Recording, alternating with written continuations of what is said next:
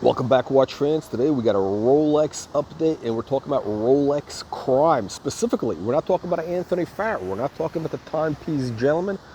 We're talking about the crime of Rolex shit quality, low production values, and how they're ripping off their customers, scamming their customers, and there needs to be class action lawsuits. Maybe Clive, the watch wrangler, will when he's not chasing ambulances, maybe he'll want to take up the case. I'm willing to be the lead plaintiff. That's right. You got it. Yours truly, the colonel, the lead plaintiff in suing Rolex. Now, here's what's going on, gentlemen.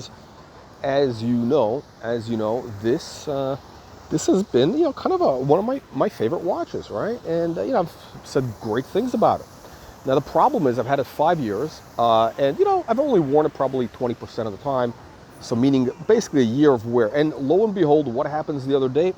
This piece, there's a gold piece here. You see where the crown, that gold strip there, it fell off. Right now, it fell off. I almost threw it in the garbage. Actually, no, I did throw it in the garbage. Luckily, about an hour later, when I was looking at my watch, I realized, oh, that's what that piece of metal on the ground was. So I had to go into the garbage, fish out that gold piece, so I go to the Rolex AD at an undisclosed location. By the way, the people there were lovely people, great people. Now the problem is this. Unbelievable but true. So apparently, now I did hear from several people this is not a rare issue. This has happened. Well, they didn't tell me exactly. Oh, it happens every day, but this is a fairly common occurrence on at least the two-tone watches. We're talking about Submariners. Any watch that has this type of clasp, the clasp with this thing there, is having this issue where the piece falls off. Now, what does it cost to repair? You're wondering. Now, get ready for this. Get ready, ladies and gentlemen, because it's going all the way up. That's right. They want $950. Let me repeat, $950. But they would replace. Okay, so they actually replace just this piece. Oh, I can't point to it, but just that metal piece where the gold is missing from, they would replace that. And of course, they did graciously. They graciously offered me 15% credit. Unbelievable, but true. 15% credit. So basically, my trade-in value of the gold piece that's missing, that piece, $150. Which, by the way, is probably the real cost. Of what it actually costs. And by the way, I'm being very, very generous. It's probably about $80 in gold value. The metal is worth $10. Yeah, let's just call it $200. So basically, they want $900. But wait, it gets worse. No, I should say it gets better. It gets much better. This is shocking. So, not only do they want $950 to replace this, but here comes the best part. As part of the repair or replacement of the part, they would also do a quality control inspection. That's right, a quality control inspection. Unbelievable but true. And the quality control inspection, what is that exactly? Well, apparently if there's any issues, now by the way, they're being very generous. They're being very generous in offering me this quality control inspection because what they're saying is if there's anything wrong that falls outside of their so-called window of whatever. I'm sure that they have very high quality tolerances. I'm sure everything has to be up to the second. And if anything falls out of that, they would generously do the repairs, whatever repair is necessary. But they would have to do the repairs as part of their quality control. So meaning, let's see if you can read between the lines.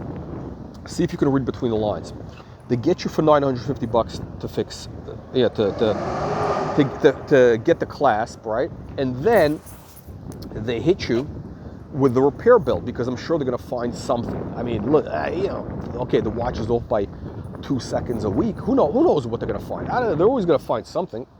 And of course, the watch is out of warranty. That's how they get you. I'm 3 months out of warranty. That's right, 3 months. And this is what happens 3 months out of warranty. And again, this is not an abused watch, as you can see. Pretty good shape. Outside of some light scratches, and these things are scratch magnets, but it is what it is. It's never been dropped, never ever dropped, never hit anything, So basically, you can imagine that they're going to try to figure out a way to find something. because they want to be absolutely perfect. You know, they're all about perfection. Rolex is all about perfection, and you know that they're going to work very hard to make sure that my watch is functioning 100% perfectly. And of course, they're going to charge me for that privilege. So, you know, potentially I'm looking at what, $2,000 repair for their fault of shoddy craftsmanship. Okay, how is this gold piece attached there? It's attached with, I think, glue, some sort of adhesive. Is it welded? Is it soldered? I don't know. You guys saw the video where I showed you that part. You know, the green, there was some green residue, whatever it is. So this is really, this pisses me off. Anyway, look, I'm looking for one of you. I'm sure we get a lot of these low-life shyster ambulance chasers in the audience. Degenerates like Clive, the watch wrangler, who stole all the money from his Iola account to buy watches, and all of his clients who were in death row were executed as a result. But listen, Clive, if you're watching this, and you want a good case, this is a great class action lawsuit. Okay, we do a shakedown of Rolex. You just write them a letter, see if they fold. Maybe we have maybe we'll negotiation. But you know, you have a lead plaintiff. You've secured a lead plaintiff, and who will, who's saying, and you know, again, I will testify. Say, listen, I've been a fan of Rolex. I have multiple watches, 6 different watches, Submariner, the Chronograph, multiple dates. What else? I think that's it. Yeah. But anyway, look, and of course this piece of shit. And yes, that's right. This is a piece of shit because look, it's been a great watch, but when you have this is like a real a weak spot to have these pieces falling off. Imagine next thing is that little gold crown piece falls off because it's put on the same way. There's no difference. It's all the same technique that they use to whatever they glue it on or whatever it is that they're doing. So that's what's going on. So yeah. Anyway, if one of you shyster or low-life degenerate ambulance chasers wants to take this on, I think this would be a great class action lawsuit because apparently this is going on. I'm not the only guy. Apparently this is like, you know, I've heard already from several sources that this is, you know, not unusual. Okay, not unusual. Meaning this is probably happening like every day. I got shit. What is this guy? I'm trying to make a video and you got this Bukiak here. I don't believe this. This is a guy playing his music and he stops at the light like there's nobody passing by here. The guy follows traffic signals on a bike. I mean, that's what? I don't get it. Anyway, look, this is Rolex. This is Rolex for you, baby. That's Rolex. Okay, that's Rolex. All right. Anyway, look. Bottom line is this. So this is a known problem. This is something they know about. It's something they know about, and not only are they not making good on it. Not only are they not willing to do the right thing. Not only are they not willing to do the right thing, but instead, what are they doing? They see this as an opportunity to double end their customers. Let me see if I can explain this in proper family-friendly, how do I say this in a family-friendly way in a video? They try to get you from both ends, spit roasting, okay? So they want to spit roast you. You know what I mean? You don't know what it is? You Google it.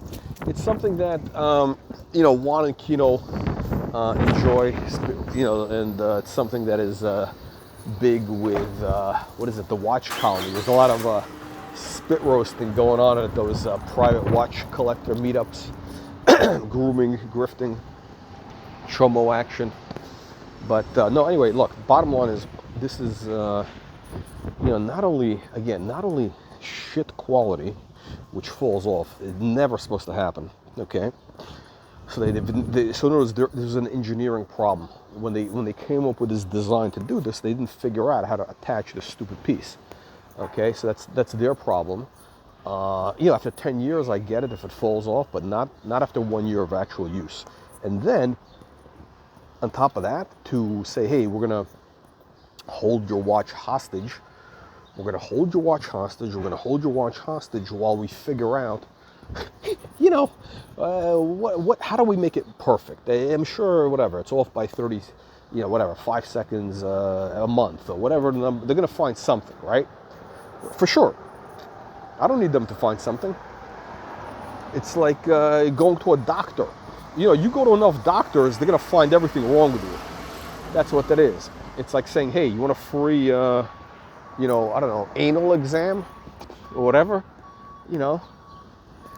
Speaking of which, so Richard Branson, famous, entrepreneur, English entrepreneur.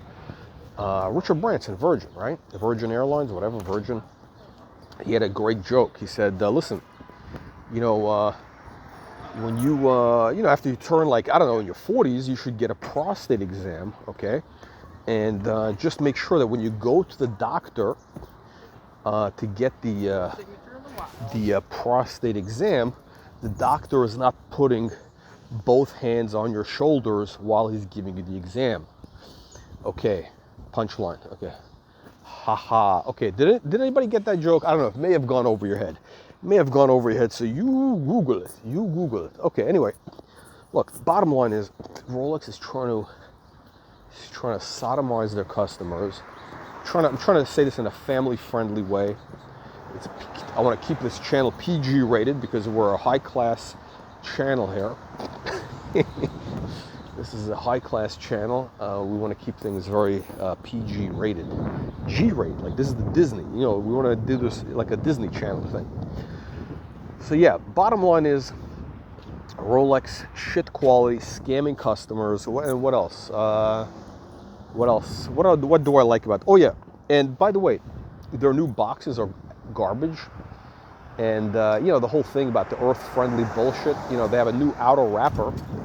Now, how do I know this? Well, I know this. Okay, so the new wrapper on the box, that's the outer cardboard, what they call it. It's got like a little, it's got like a little emblem at the bottom, like it's some sort of earth-friendly recycled bullshit. And the back of that green box, which apparently is made out of some sort of recycled leather. I don't know what they're calling it. They're calling it recycled leather. It's a green box. They're saying on the back of the box that it's made of, they're trying to make this whole thing like, this virtue signaling bullshit, virtue signaling. Let me tell you something. All these virtue signaling scammers, they're all basically trying to pick your pocket. That's what it is. Anytime anybody tells you, they love the earth, earth-friendly, climate, whatever, eco-friendly, this or that, it's just a way to get money out of you. Al Gore, you got these guys, John Kerry flying on a private jet to, some sort of climate conference. You got that, what's his name? Who's that actor? The Titanic guy. The Titanic guy. The guy who played the movie Titanic, the good-looking guy, Leo DiCaprio. Another guy, virtue signaler. But, well, look, in his case, he's doing it for good reason, because he's figured out, look, if I talk about the earth-friendly, the climate, animals, I love animals, the earth, it's a way to get girls, basically, right? His demographic is, 18 to 22-year-old girls, right? That's his market. So he thinks that if he does the virtue signaling act, they're going to fall for it. The guy's like 50, he's like 80 years old already. This Leo DiCaprio, he's no spring chicken. That guy is like older than dirt. I think he's older than me. The guy's like probably 75, 80 years old. And he's still, but listen, you got to give the guy credit. He's still out there banging, 18-year-olds. Unbelievable but true. Unbelievable but true. So this is what you got to do. Anyway, look, Rolex scamming the customer. They're trying to do the virtue signaling thing with their earth-friendly boxes and all the bullshit, and the boxes are garbage quality, which I don't really care about because, look, you don't really need the box. But look, it all adds up. It all adds up to a scam. But listen, in Rolex's defense, in the defense of Rolex, let me just say this. they're not the worst offender. You know, the worst one is probably like Audemars Piguet. That's right, Audemars Piguet is probably the ultra scammers. Those guys are the absolute worst. And you know, Patek is, I don't know, I've never had any issues. Patek was actually pretty nice, but you know, they jacked up the price of those archive extracts. They want, what do they want, I think $600 now. 400 or 600, I mean, it's crazy. $400 or $600, and they're going to, what are they going to do? Yeah, that's $400, $600, which, by the way, they used to charge $100 for, $150 to FedEx it to you. So that's what's going on. It's totally egregious. And the best part is, of course, that we know that Rolex is a, you know, what are they? They're a, oh, it's a non-profit, of course. Of course they're a non-profit, of course. So it's a non-profit foundation. So it's basically a scam. It's a slush fund. I mean, apparently it was a non-profit. I mean, it was actually Hans Wilsdorf, the founder. What's the story? The story is he didn't have any kids, so he left this thing to his foundation, and the money from the profits would go to supporting watchmaker orphans or in Switzerland or whatever, like watchmaker orphans or families of orphaned watchmakers, something like that. Okay, it's a very nice, very nice. But here we are, you know, 80 years after this was done. How many fucking orphan watchmakers do you think there are in Geneva? How many starving watchmakers are there in Geneva? I mean, you know, I'm sure, look, there's life happens, tragedies, but how many could there be? 1,000? I mean, how many could there be? 500? There's not that many, you know? How many are in like dire need of money from support from Rolex? Could it be 500? I mean, how much could it cost them? Like, what are they giving these people 100 grand a year? No, they're not giving them 100 grand a year. So Rolex is pulling in billions of dollars, which is basically going into a slush fund. So it's a giant, you know, it's a giant slush fund. Now, what is happening with that money? I bet it's going for nefarious purposes. Very nefarious purposes, probably. Some sort of, you know, I don't know, pedo vibes type stuff. Who knows? Who knows? Look, we don't know these things. All we know is they're definitely, they do not respect their customers. You know, they're a very big company, and they don't have to. They really don't, because there's a bunch of you suckers lining up. There's a new sucker lining up every day. That's right. New sucker lining up every day. So anyway, I think what I'm going to do is, yeah, we're going to get